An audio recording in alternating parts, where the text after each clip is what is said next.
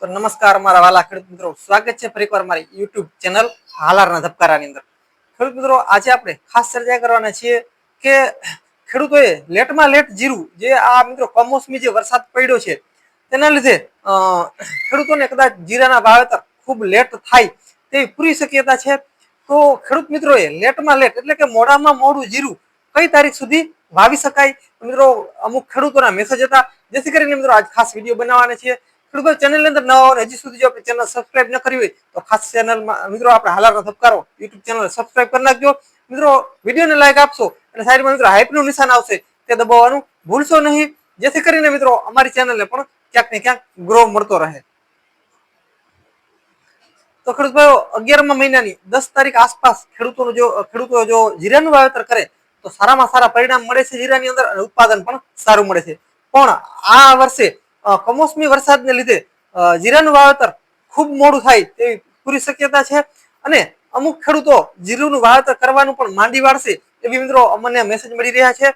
તો ખેડૂત ભાઈઓ, હવે ખેડૂતોનો પ્રશ્ન એ છે કે મોડામાં મોડું લેટમાં લેટ કેટલી તારીખ સુધી જીરાનું વાવેતર કરી શકાય?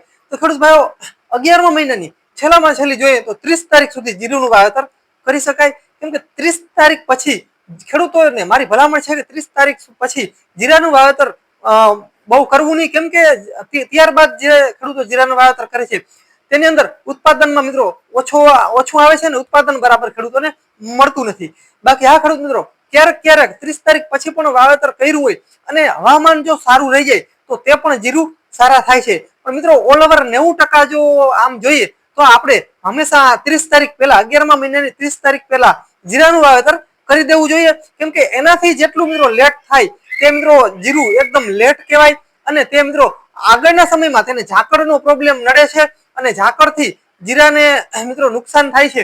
એટલા માટે ઉત્પાદન બરાબર મળતું નથી. જેથી કરીને ખેડૂતોને મારી ખાસ ભલામણ છે કે તમારે જો જીરુનું વાવેતર કરવું હોય તો અત્યારથી લઈ અને 30 તારીખ પહેલા જીરાનું વાવેતર કરી દેવું. પણ ચોક્કસ મિત્રો તમારે જે ખેતર જે છે તે મિત્રો વ્યવસ્થિત અત્યારે જ્યારે સુકાય ખેતર ત્યારે એકદમ ખેતરને મિત્રો ખેડી નાખવું, અને મિત્રો ત્યારબાદ જે તમારું જે ખેતર છે તેની અંદર મિત્રો ચાસ બરાબર કરી નાખવા. જમીન મિત્રો ટ્રેક્ટરથી વ્યવસ્થિત ખેડી અને મિત્રો જમીન બને ત્યાં સુધી સુકાવી જોઈએ. જો મિત્રો જમીન સુકાશે નહીં, સૂર્યપ્રકાશથી એકદમ સરખી ચાર્જ નહીં થઈ જાય ત્યાં સુધી મિત્રો ખરેખર જીરુનું વાવેતર આમ જોઈએ તો ન કરવું જોઈએ.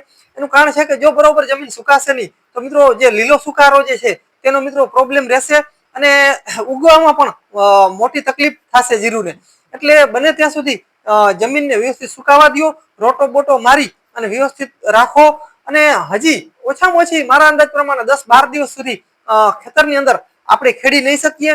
એનું કારણ છે કે જમીન એકદમ ભીની છે, અને અમુક ખેતરોની અંદર પણ હજી પણ પાણી ભર્યા હોય તો આવી કન્ડિશનની અંદર જીરુના વાવેતર મિત્રો એકદમ લેટ થાય તેવી પૂરી શક્યતા છે. પણ ખેડૂતોને મારી ભલામણ છે કે બહુ લેટ જીરુનું વાવેતર ન કરવું, એના કરતા અન્ય કોઈ પણ પાકનું વાવેતર કરવું. કેમ કે માત્ર જીરું જ વાવવું એવું કોઈ આપણી પાસે ઓપ્શન નથી, ઘણા બધા ઓપ્શન છે. એટલા માટે ખેડૂતોને મારી ભલામણ છે કે માત્ર જીરું વાહે જ નહીં દોડવાનું. અન્ય ખેડૂતોને મારી ભલામણ છે કે અન્ય પાકોનું પણ વાવેતર તમે કરો. કેમ કે જીરુનું મિત્રો આ વર્ષે કદાચ ભેજ વધારે છે અને જમીનની અંદર ભેજ વધારે છે, જેથી કરીને વાવેતર પણ લેટ થાય, જીરામાં ઉગાવો પણ બરોબર ન આવે, આગળના સમયમાં ઝાકળનું પણ પ્રમાણ રહીએ, આવા બધા ઇસ્યુ આવી શકે છે. પણ જો તમારે જમીન સારી હોય, ખાતરવાળી જમીન હોય અને તમને સારો એવો અનુભવ હોય જીરાની પાકની અંદર, તો તમે જીરાનો પાક વાવેતર કરો, સારું ઉત્પાદન મળશે. પણ મિત્રો બને ત્યાં સુધી 30 તારીખ પહેલા ખેડૂતોને મારી ભલામણ છે કે જીરાનું વાવેતર કરવું. પછી મિત્રો ત્યારબાદ તમે જેટલું લેટ કરશો એટલું લેટ થશે અને ઉત્પાદન બરાબર આવશે નહીં. એના કરતા શિયાળુ મિત્રો કોઈ પણ સારો પાક તમારી જમીનને માફક આવતો હોય તે પાક વાવી દો. એટલા માટે ખેડૂતોને મારી ભલામણ છે કે બને છે ત્યાં સુધી જીરાનું મિત્રો ટાઈમસર વાવેતર કરવું. જેટલું લેટ થશે એટલું બધું ઉત્પાદન ઘટશે અને બગડવાના ચાન્સ પણ વધી જતા હોય છે. એટલા માટે આજે મિત્રો ખાસ મિત્રો વિડીયો બનાવવાનો હતો કે ખેડૂતોને મિત્રો કઈ તારીખ સુધી જીરાનું વાવેતર કરવું જોઈએ. એટલે મિત્રો ફરી એકવાર તમને કહી દઉં કે 11મા મહિનાની 30 તારીખ પહેલા તમારે જીરાનું વાવેતર કરી દેવું. જેટલું મિત્રો તમે ત્યારબાદ લેટ વાવેતર કરશો એટલું મિત્રો તમારા ઉત્પાદનમાં ઘટાડો આવશે, અને આગળના સમયમાં ઝાકળનો પ્રોબ્લેમ વધારે રહેતો હોય છે. એટલે માટે મિત્રો બસ આજના વિડીયોની અંદર આટલું જ હતું કે ખેડૂતોની મિત્રો ખેડૂતોનું એક કહેવાનું હતું કે ધર્મેન્દ્રભાઈ અમે લાસ્ટ કેટલી તારીખ સુધી જીરાનું વાવેતર કરીએ. તો મિત્રો બસ વિડીયોની અંદર આટલું જ હતું. તો મિત્રો બસ જય સિદ્ધનાથ મહાદેવ. મિત્રો મળીએ આગલા વિડીયોમાં, ત્યાં સુધી રજા આપશો.